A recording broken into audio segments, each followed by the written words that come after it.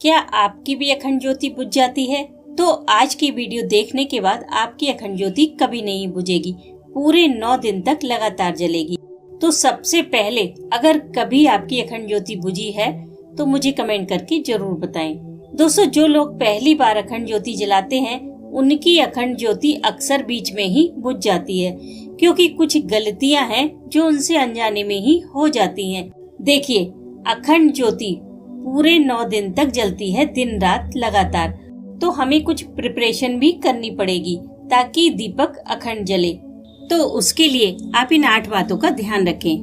पहली बात कि अखंड ज्योति जलाने के लिए जो दीपक आप लेते हो उसका साइज बड़ा महत्व रखता है। तो आप जब भी दीपक लें, इतना बड़ा दीपक लें कि उसमें 1.5 कप तेल आराम से आ जाए। इतना बड़ा दीपक 7 से 8 घंटे तक आराम से जलता है, क्योंकि कई बार हमें ध्यान नहीं रहता तेल डालने का, या फिर रात में हमारी आंख लग जाती है, नींद आ जाती है, तो हम अखंड ज्योति को नहीं देख पाते। तो ऐसे में अगर दीपक बड़ा होगा तो पूरी रात आराम से जलता रहेगा। या फिर आपको नवरात्रि के बीच में मजबूरी में 2-4 घंटे के लिए कहीं बाहर जाना पड़े तो आप दीपक की लौ से फूल हटाकर उसमें तेल भर दें और कवर कर दें, और माँ से प्रार्थना करें कि हे माँ, हमें मजबूरी में कहीं बाहर जाना पड़ रहा है, आप इस ज्योति का ध्यान रखना। उसके बाद जब आप वापस आकर देखेंगे तो ज्योति वैसी ही जल रही होगी जैसा कि आप छोड़ कर गए थे। तो बड़े दीपक का बस यही फायदा होता है कि एक बार तेल भरने के बाद 7-8 घंटे तक आराम से जलता है। दूसरी बात, बाती कैसी ले और कितनी बड़ी ले।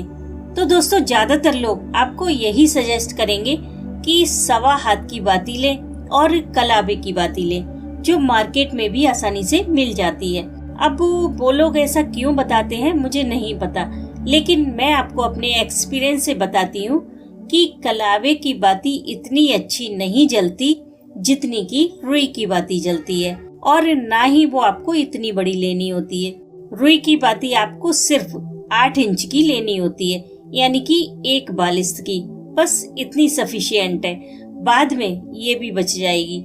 रुई की बाती आप घर पर आराम से बना सकते हैं। आपको थोड़ी रुई लेनी है और उसे 8 इंच तक फैला लेना है, और आपको स्क्रीन पर भी दिखाई दे रहा होगा। फिर अपने हाथों पर थोड़ा सा गंगा जल स्प्रे करें और बाती को दोनों हाथों से बट लें सख्ती से। जरूरत पड़े तो और गंगा जल भी लगा सकते हैं, और तब तक बटें जब तक कि वो एक टाइट रोप की शेप ना ले ले। उसके बाद इस बाती को रात में ही अखंड ज्योति में लगाकर रख दें, लेकिन ध्यान रखें कि रात में तेल नहीं डालना है। तेल आप सुबह डालें, क्योंकि आपने इसमें गंगा जल का इस्तेमाल किया है। सुबह तक गंगा जल सूख जाएगा, फिर सुबह तेल डालकर इसे जलाएं। बाती को हमेशा गंगा जल लगाकर ही बनाएं। कुछ लोग देसी घी लगाकर भी बनाते हैं, लेकिन गंगा जल के रिजल्ट बहुत अच्छे मिलते हैं। एक चीज का और ध्यान रखें कि जब आप अखंड ज्योति में बाती लगाएं तो बाती आराम से ऊपर नीचे होनी चाहिए। अगर बहुत टाइट होगी तो आपको बाती बढ़ाते समय परेशानी होगी और बुझने का भी डर रहेगा। ठीक है। तीसरी बात, तेल कैसा लें। दोस्तों, खराब तेल की वजह से अखंड ज्योति हमेशा बुझ जाती है, या फिर जब हम देसी घी से अखंड ज्योति जलाते हैं तो भी उसमें दिक्कत आती है, क्योंकि घी जम जाता है। इसलिए आप जब भी अखंड ज्योति जलाएं हमेशा तिल के तेल की ही जलाएं, लेकिन तिल का तेल आप कभी भी खुला ना लें और ना ही किसी लोकल ब्रांड का लें। अखंड ज्योति जलाने के लिए तिल का तेल आप हमेशा पतंजलि ब्रांड का ही लें। इससे अखंड ज्योति बहुत अच्छी व चमकदार जलती है। अगर किसी खराब ब्रांड का लेंगे तो उसमें कार्बन बहुत निकलता है, जिससे कभी कभी हमारा पूजा घर भी काला हो जाता है। इसलिए अखंड ज्योति अगर आप जला रहे हैं तो तेल पर जरूर ध्यान दें, और दीपक में तेल हमेशा भर कर रखें ताकि फूल कम से कम आए। चौथी बात जिस पर आपको बहुत ध्यान देना है, और वो है अखंड ज्योति पर फूल बनना। दोस्तों, जब पूरे 9 दिन तक अखंड ज्योति जलाते हैं तो थोड़े थोड़े समय के बाद ज्योति की लौ पर फूल आ जाता है, जिसे हमें हटाना होता है, नहीं तो ज्योति कम जलने लगती है। लेकिन लोग यहीं पर एक सबसे बड़ी गलती करते हैं कि उस फूल को चिमटी से हटाकर उसी तेल में झाड़ देते हैं, या फिर गलती से वो फूल अखंड ज्योति के तेल में गिर जाता है। पूरे 9 दिन अखंड ज्योति जलती है तो रोजाना कई बार उस पर फूल आता है और हटाते समय अखंड ज्योति में गिरता रहता है। इससे तेल गंदा हो जाता है और ज्योति बुझने के चांस बढ़ जाते हैं। तो आप ऐसी गलती ना करें। जब भी फूल हटाएं तो एक छोटा चम्मच दूसरे हाथ में पकड़ लें और फूल हटाते समय लॉक के पास सावधानी से चम्मच को ले जाकर चिमटी से फूल झाड़कर इसी चम्मच में ले लें, तेल में ना गिरने दें। और आपको स्क्रीन पर भी दिखाई दे रहा होगा, इसी तरह से आप फूल हटा सकते हैं। देखिए, थोड़ा बहुत फूल तो तेल में गिरेगा ही गिरेगा, आप कितनी भी सावधानी रखें, लेकिन कोशिश करें कि ज्यादा से ज्यादा फूल आप चम्मच में लेकर ही हटाएं। इससे ज्योति बहुत अच्छी जलेगी और बीच में नहीं बुझेगी।